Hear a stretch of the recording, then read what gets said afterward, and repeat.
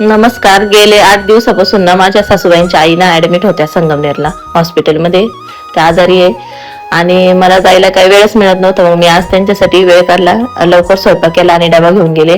श्रावण चालू असल्यामुळे नॉनव्हेज काही बनवता येत नव्हतं, पण तरी पण म्हटलं जाऊ दे आजीला ना अंडे उकडून नेऊ, म्हणून मी अंडे उकडले आणि त्यांना जेवायला डबा, चपाती, भाजी, अंडे उकडून नेले.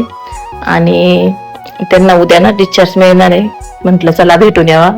मग मी आजीला भेटायला गेले. छोटू आणि मी आणि हे आम्ही 3 जण भेटायला गेलो. आणि खरंच आजीला भेटून खूप बरं वाटलं, आजीला पण बरं वाटलं. आणि मला या आई ना माझ्या छोटा अभि होता ना, लहान होता ना, तेव्हा त्या माझ्या डिलिव्हरीच्या वेळेस आल्या होत्या. त्यांनी खरंच माझी खूप काळजी घेतली आणि खरंच खूप चांगलं आहे. माझ्या दोन्ही आजी सासा खूप चांगल्या आहेत.